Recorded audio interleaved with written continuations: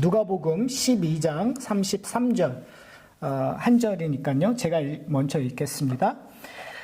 너희 소유를 팔아 구제하여 낡아지지 아니하는 배낭을 만들라. 곧 하늘에 둔 바 다함이 없는 보물이니 거기는 도둑도 가까이 하는 일이 없고 좀도 먹는 일이 없느니라. 아멘. 제자도 하면 생각나는 것은 예수님을 따르는 삶이라고 우리는 생각할 수 있는 것 같아요. 성숙한 그리스도인이 되는 것이 제자도의 목적이라고 우리는 생각합니다. 그런 의미에서 저희가 지난번에 읽었었던 르완 윌리엄스가 제자된다라는 책에서 제자도란 삶의 상태를 가리킨다고 정의합니다. 그러니까 우리가 성도로서 그리스도인으로서 삶의 상태를 제자도라고 얘기하죠. 그리고 그가 이렇게 조금 더 구체적으로 설명해요. 제자, 곧 배우는 자가 된다는 것은 쉬지 않고 바라보며 귀를 기울여 듣는 일로 이루어지는 삶의 상태를 말한다고 강조를 해요. 그러니까 우리가 제자도를 생각하면 내가 무엇인가 성숙한 그리스도인이 되기 위하여 무엇을 봐야 되고 들어야 되고 그것을 노력해야 되는 어떠한 삶의 행위로 우리는 이해를 하게 되는 것 같아요. 그렇다면 여러분은 어떠한 상태죠? 여러분은 제자입니까? 여러분은 순종의 열매를 맺고 있습니까? 여러분은 청지교로서 하나님이 주신 은사를 잘 사용하고 계십니까? 여러분의 삶의 상태가 예수 그리스도의 제자로 불리기에 부족하다고 생각한다면 여러분은 어떤 방법으로 이 문제를 해결하기를 원하세요? 저는 오늘 이 질문에 직접적인 답을 하기보다는 좀 간접적인 답을 좀 하려고 그래요. 왜 그러냐면 오늘 이 강의 제목이 나그네의 제자도예요. 네, 제가 이렇게 나그네의 제자도라는 그 제목을 지은 이유는 우리가 제자도에 대한 오해가 좀 있는 것 같아요. 특별히 지금 이 현대 한국 교회든 미국 교회이든 이 땅의 축복에 관심이 참 많아요. 그러니까 이 제자도라는 이야기를 할 때 우리는 이 땅의 축복을 받기 위한 우리의 삶의 상태를 생각할 때가 참 많은 것 같아요. 근데 이런 생각은요, 사실은 현대 그리스도인에게만 일어났던 일이 아니라 누가복음 9장에 보면은요, 제자들끼리 이런 이야기를 해요. 제자들 중에서 누가 크냐 하는 변론이 있었다고 얘기를 해요. 그러니까 그들이 누가 크냐라는 그 변론을 왜 했을까요? 바로 예수님께서 왕이 되시면 내가 어떠한 자리에, 내가 어떠한 역할을 할 것인가에 대한 변론이었겠죠. 그러니까 그 말은 뭐죠? 예수님이 세상의 왕국의 왕이 될 거라는 생각을 했었다는 거죠. 그러니까 제자들도 예수님을 따랐던 제자들, 자신의 모든 것들을 버리고 예수님을 따랐던 제자들도 궁극적으로 봤었던 거는 이 세상의 땅이었어요. 그러니까 그러한 모습이 현재 우리에게도 동일하게 나타나고 있다는 거죠. 그러니까 그런 의미에서 기복신앙이 아니어도 제자들의 삶의 형태가 이 땅 중심이었다라는 것이 좀 문제점이 있는 것 같아요. 그러니까 그런 의미에서 저는 누가복음 12장에서 예수님께서 이렇게 얘기해요. 너희 목숨을 위하여 무엇을 먹을까? 몸을 위하여 무엇을 입을까? 염려하지 말라. 그러니까 나그네의 제자도는 이 말씀과 연결되어 있어요. 근데 이 말씀, 염려하지 말라는 그 말씀 바로 앞에 예수님께서 하나의 비유를 드세요. 그 비유는 우리가 누가복음 설교를 통해서 여러분 들어봤지만 한 부자의 비유였어요. 한 부자가 소출이 많아지니까 그가 생각하는 것이 뭐냐면 이제 창고를 헐고 더 큰 창고를 짓자. 그래서 이 풍년이 든 이 곡식들을 그 큰 창고에 저장하면 난 이제부터 평안할 것이다. 난 즐거울 것이다. 난 이제 행복한 삶이다. 라고 한 부자가 생각했을 때 예수님께서 뭐라고 얘기하죠? 하나님께서 너의 목숨을 오늘 내가 데려가면 그 큰 창고가 무슨 소용이 있냐라는 거예요. 사실은 저희들은 그런 의미로 이 세상을 살아갈 때가 참 많을 것 같아요.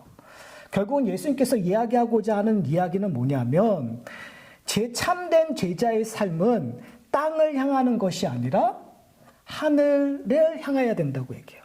그래서 누가복음 12장에서 하늘의 보물에 대한 이야기를 하고 있거든요. 저는 그런 의미에서 성경은 우리에게 그 제자도 예수님을 따르는 모습을 설명할 때 그 순례자적 개념, 나그네적인 이미지를 우리에게 보여줘요. 그러면 이 나그네적인 이미지를 왜 성경은 우리에게 보여줄까요? 저는 두 가지 중요한 요소가 있다고 생각하는데 그 첫 번째가 방향성이라고 생각해요.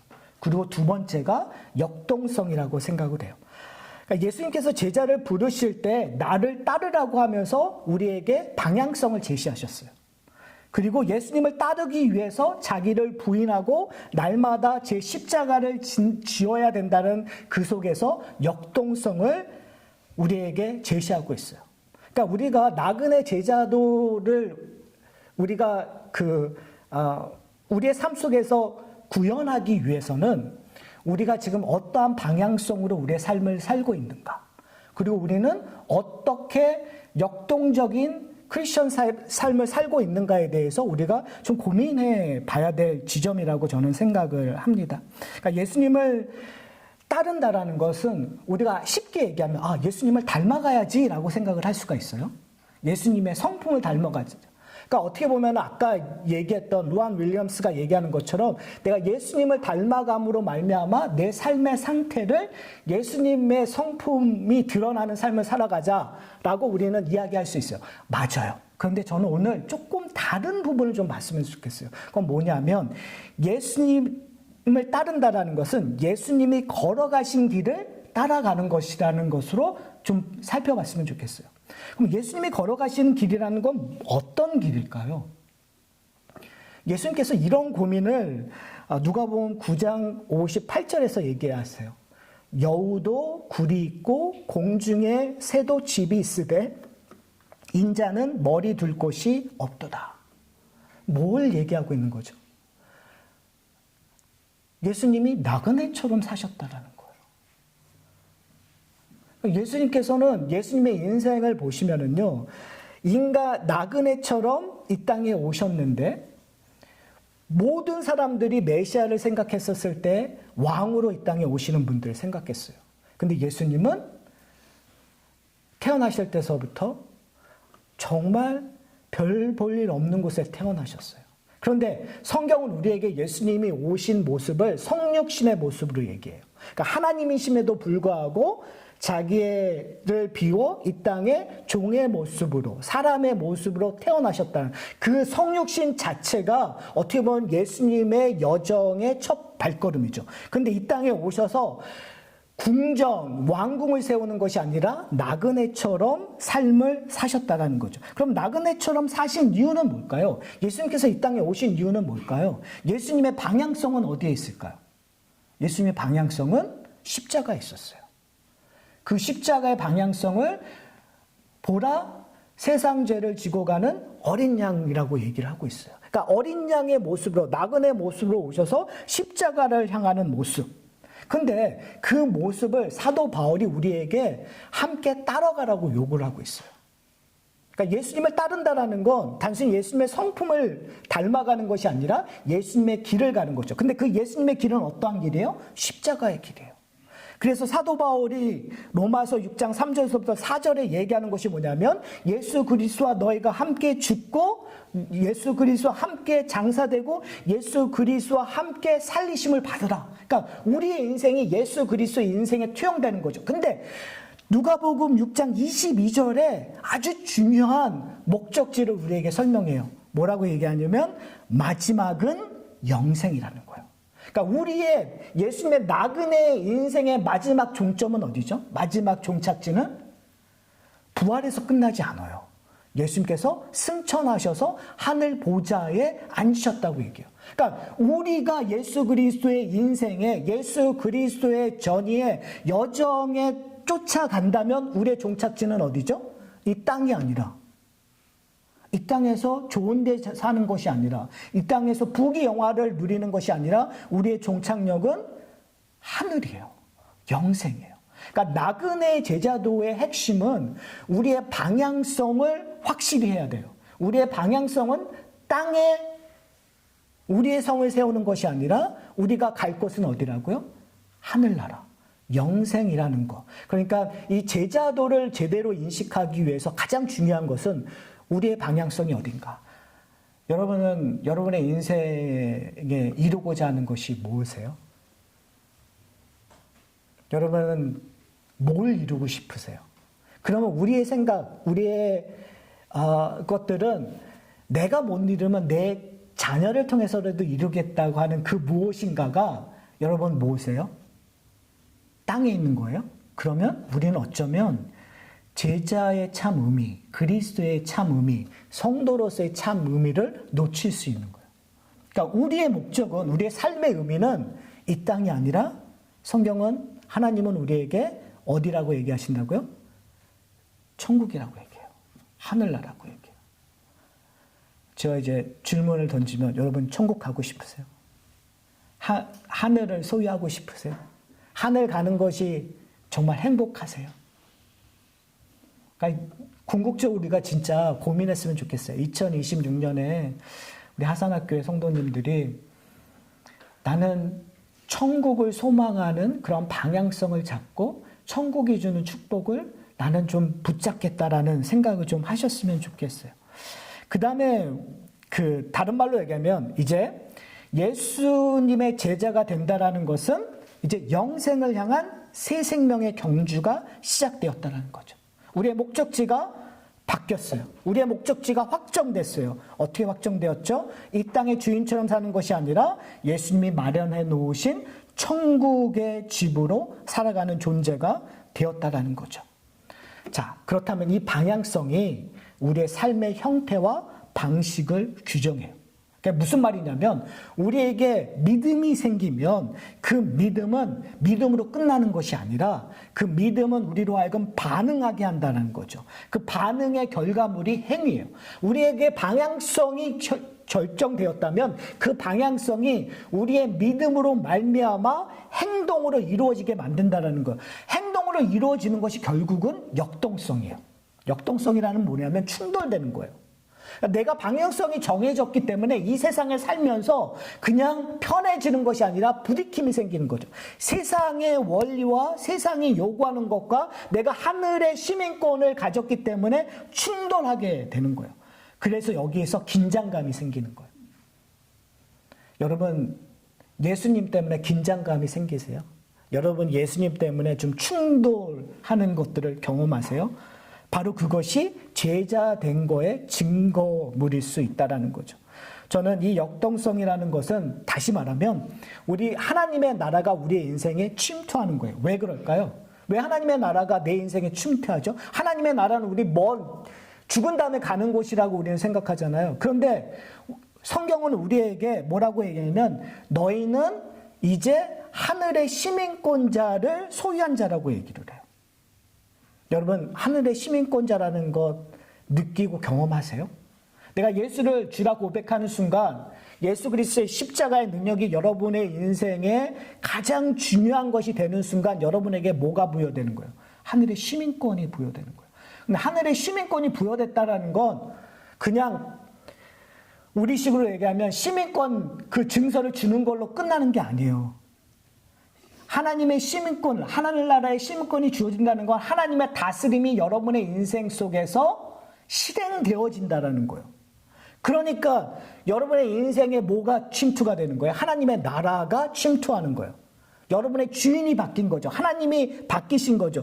그러니까 하나님이 주인이신데 이 세상에서는 세상이 주인이라고 얘기하는 거죠. 물질이 주인이라고 얘기해요. 어떤 권력자가 여러분의 인생의 주인이라고 얘기할 때 뭐가 생기는 거예요? 다툼이, 충돌이, 그래서 거기에서 역동성이 생기는 거죠. 그 모습을 누가 제일 잘 보여주냐면 저는 신학에서 사도 바울이 잘 보여준다고 생각해요. 하늘의 시민권을 가진 사도 바울이 이렇게 고백합니다. 이 세상의 모든 자랑거리를 자신이 배설물로 여긴다고 얘기해요. 그 이유가 뭐냐면 오직 예수 그리스도를 아는 것이 세상에서 가장 고상한 지식이라고 얘기하기 때문에 그래요. 이게 되게 익심하지 않아요? 내가 지금 모든 자랑거리를 배설물로 여길 만큼 누가 우월하다는 거죠? 예수 그리스도를 아는 지식이 이 세상에서 가장 고상하다고 얘기해요. 이건 뭐의 충돌이냐면 옛것과 새것의 충돌이에요. 사도 바울이 갖고 있던 옛것, 자기가 자랑했었던 것이 한순간에 배설물로 변하는 거예요. 그에게 새롭게 주어지는 하나님의 다스림이 예수 그리스도가 가장 이 세상 자기 인생에서 가장 고상하고 뛰어난 것의 자랑거리가 돼버리는 거죠. 여러분, 제자라는 건 그거예요. 옛것과 새것이 충돌하여 새로운 고백이 일어나는 것. 그것이 결국은 나그네의 삶이죠.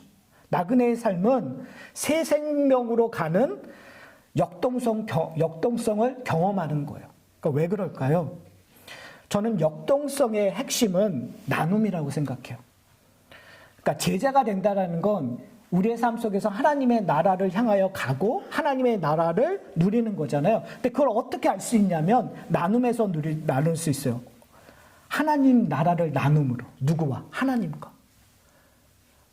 무슨 말이죠? 아까 조금 전에 얘기했잖아요. 하나님의 나라가 침투했다고. 내 주인이 바뀌었다고. 그러니까 우리가 오해하는 건 뭐냐면 하나님께서 우리를 가만히 내버려 두지 않고 관계를 맺으시기를 원하는 거예요. 간섭하시는 거예요. 성령께서 우리의 삶에 간섭해서 하나님의 다스림을 누리기를 원하는 거예요. 여러분에게 그걸 즐기기를 원하시는 거예요. 그래서 나누는 거예요. 수직적으로 나눔. 그 다음에 성도와 성도들끼리, 제자와 제자들끼리 그 나누는 거예요. 뭘 나누는 거죠? 복음을 나누는 거예요. 기쁜 소식을 나누는 거예요. 사랑을 나누는 거예요. 감사를 나누는 거예요. 그것이 성도의 가정에서 나누어지는 거고 성도들의 공동체인 교회에서 나누는 거예요. 그래서 오늘 본문에서 그 나눔의 모습을 설명해요. 뭐 어떻게 설명하죠? 너희의 소유를 팔아 구제하여 낡아지지 아니하는 배낭을 만드라. 저는 오늘 이 본문에서 두 가지 동사가 나와요. 뭐가 나오죠? 첫 번째, 팔라는 동사. 그 다음에 만들라는 동사. 저는 이 두 동사가 나눔의 역동성을 강조하는 단어인 것 같아요. 동사인 것 같아요. 즉 나눔의 제자도는 결국은 성령의 역사에 참여하는 거예요. 왜요? 이 동사는 홀로 하는 거가 아니라 성령께서 역사하심으로 말미암아 하나님과 나누고 우리 주위의 이웃들과 나누게 되는 거죠. 자, 그렇다면 그 다음에 질문이 그럼 뭘 팔아야 되죠? 분명히 팔라고 얘기하잖아요. 여러분, 무엇을 팔아야 될까요? 여기서 분명히 얘기했죠. 너희 소유를 팔라고 얘기해요. 여러분의 소유를 한번 떠올려 보세요. 집을 팔아야 되나? 자동차를 팔아야 되나? 근데 사도 바울이 얘기하고 있는 이 너희 소유를 팔아라. 그리고 예수님께서 얘기하고 있는 너희 소유에 팔으라는 건 사실은 지금 우리가 생각하고 있는 그러한 특정된 물질이 아니라 결국은 세상의 것들을 팔라는 거예요. 세상의 것들을 버리라는 거예요. 우리가 이 세상에서 살잖아요. 나그네로. 근데 그 나그네로 사는 사람이 이 세상이 내 것이라고 여기는 순간 우리는 동화돼 버리는 거예요. 세상화돼 버리는 거예요. 그래서 결국은 팔라라고 얘기했을 때는 뭘 파는 거죠? 세상의 것들을 팔라는 거죠. 그리고 세상의 것들을 팔아서 뭘 하라고요? 너희가 낡아지지 않는 배낭을 만드는 거예요. 그 배낭은 뭘 담고 있는 거예요? 하늘의 보물을 담고 있는 거예요. 그걸 만들라는 거죠. 그러니까 지금 여기서 얘기하는 건 너희가 세상의 것을 팔고 다른 말로 얘기하면 너희가 세상의 자랑거리를 사도 바울이 고백했던 것 세상에 내가 자랑으로 여기던 것들을 버리고 배설물로 여기고 그리고 하나님이 기뻐하시는 오직 예수 그리스도를 가장 고상한 것, 가장 우월한 것으로 여기는 것이 뭐 하는 거예요? 낡아지지 않는 배낭을 만드는 거예요. 그것이 제자의 삶의 모습이라는 거죠. 그래서 여기 보면은 우리는 가끔 자기가 언제 죽을지도 모르고 큰 창고를 지으려고 하는 그런 부자처럼 삶을 살아갈 때가 참 많은 것 같아요. 그런데 오늘 예수님께서 얘기하는 게 뭐냐면 너희가 가지고 있는 걸 가지고 그걸 팔아서 뭐 하라고요? 자선하라. 누구인가 주라고 얘기하는 거잖아요. 가난한 자에게, 우는 자에게, 아픈 자에게, 그들에게 먹을 걸 주기도 하고 그들과 함께 울기도 하고 그들의 손을 잡기도 하고, 그러니까 결국은 내 자랑거리의 것들을, 이런 일들을 하는 거죠. 근데 저는 그런 생각을 했었어요. 왜 예수님께서는 큰 창고와 전혀 반대되는 겨우 조그만 짐을 심을 수밖에 없는 배낭을 만들려고 할까? 좀 이상하지 않았어요? 제가 여기서 겨우라는 단어를 사용을 했어요. 왜 겨우 이러한 조그만 배낭을 하라고 했을까요? 저는 이 배낭은 순례자, 여행자에게 되게 중요한 의미를 담고 있어요. 여러분 여행을 하다 보면 큰 짐을, 무거운 짐을 들어가는 건 그렇게 지혜로운 거가 아니에요.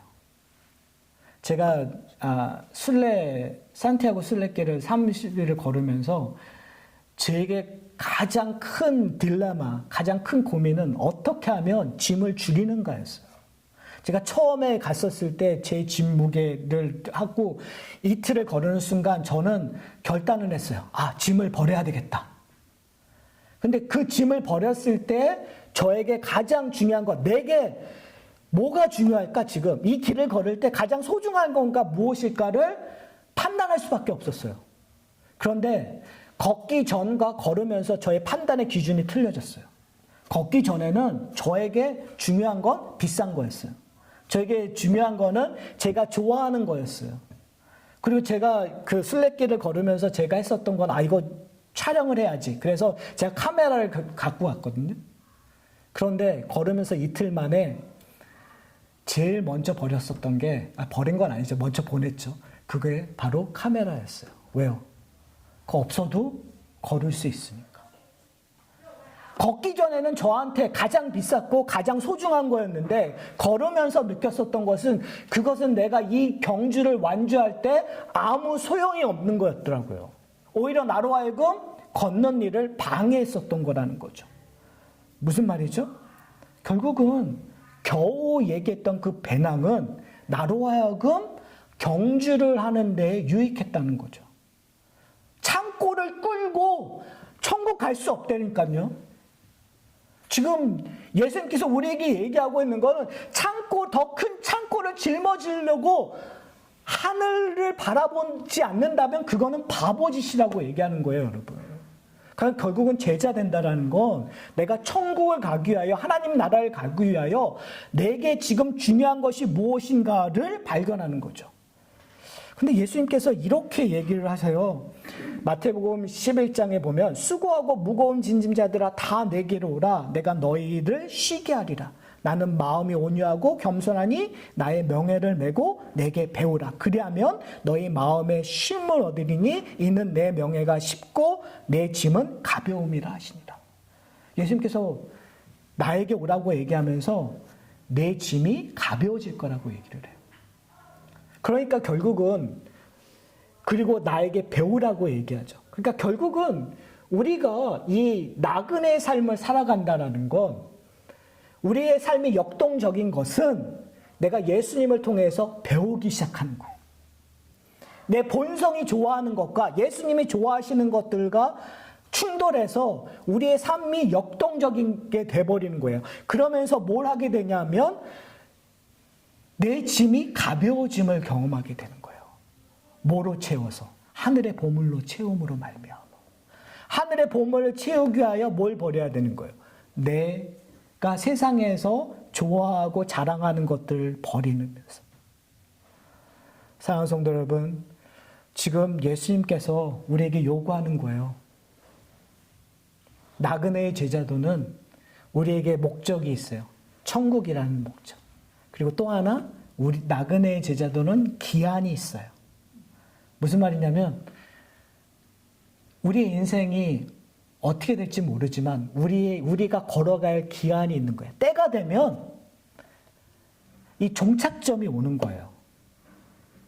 그럼 그 종착점 동안에 우리는 그 방향성이 확실하다면 결국은 갈 거란 말이에요.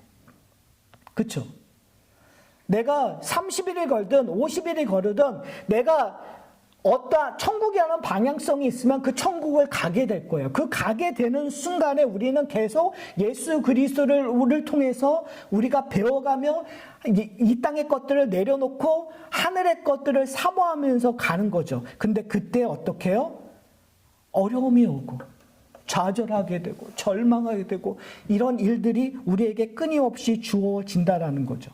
근데 그것이 궁극적으로 우리에게 유익이 오게 돼요.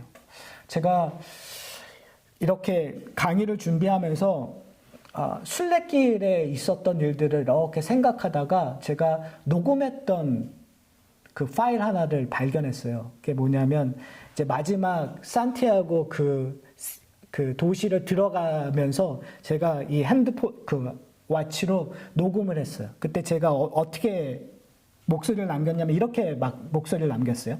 인생의 종착역도 산디아고 마지막 날 걷는 거와 비슷하지 않을까? 아니, 그랬으면 좋겠다. 고통을 갖고 힘들게 마지막을 향하여 걸어가는데 그래도 마친다는 것을 감사하고 기뻐할 수 있는 것처럼 나도 그런 인생이 되었으면 좋겠다. 그런 인생의 내용들이 성공의 여부와 상관없이 그냥 마칠 때 감사와 기쁨으로 다 끝났구나라는 고백이 나왔으면 좋겠다. 이런 고백을 왜 했냐면 도착했으니까. 그렇게 소망했던 산티아고를 밟아보니까 너무 좋은 거예요. 여러분, 우리의 종착역이 어디라고요? 하늘나라. 그러니까 우리는 사실은 우리 인생의 목적은 거기 가기 위한 거예요. 거기 가기 위해서 오늘 또 일어나는 거고 너무너무 힘들어서 한 20마일을 걸으면 너무너무 힘든 거예요. 그러면 그냥 그 다음날 일어나기 싫어요. 그런데 가야 되니까 나한테 기한이 있으니까 이게 맞춰야 되니까 그냥 일어나는 거예요. 그럼 또 걸어가요. 그리고 하루가 지나고 또 하루가 지나고 또 하루가 지나더니까 어느덧 종착점에 와 있는 거예요. 저는 이런 모습을 사도 바울이 우리에게 표대를 향하여 걸어갈 때 유익한 권면을 빌립보서 3장에 이렇게 얘기해요. 뒤에 있는 것을 잃어버리라고 얘기를 해요. 그리고 앞에 있는 것을 잡으라고 얘기해요. 저는 이게 너무나 은혜스러워요. 여러분, 우리가 인생을 사나 보면 자꾸 뒤에 것들을 생각해요.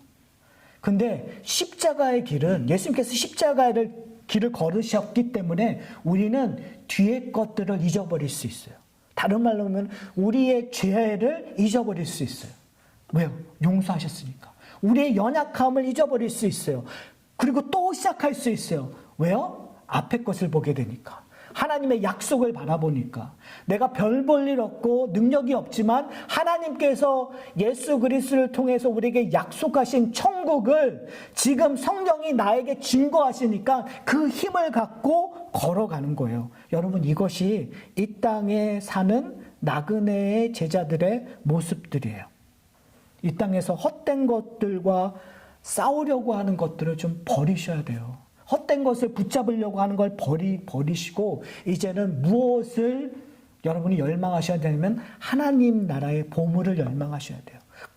그 보물이 누구시죠? 바로 예수 그리스도예요. 그 보물을 우리가 어떻게 이 땅에 구현하죠? 예수님이 걸으셨던 길을 여러분이 따라 걸으시면 돼요. 저는 이렇게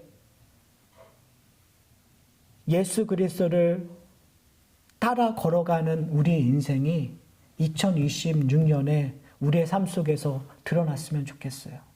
그래서 어려움을 나누고 좌절과 절망을 나누고 그래서 또 한 번 옛날 것들을 잊어버리고 앞의 것들을 찾아가는, 그래서 우리가 확실한 방향성과 확실한 역동성으로 말미암아 하나님의 그 임재하심을 경험하는 참된 제자가 되는 저희가 되었으면 좋겠어요.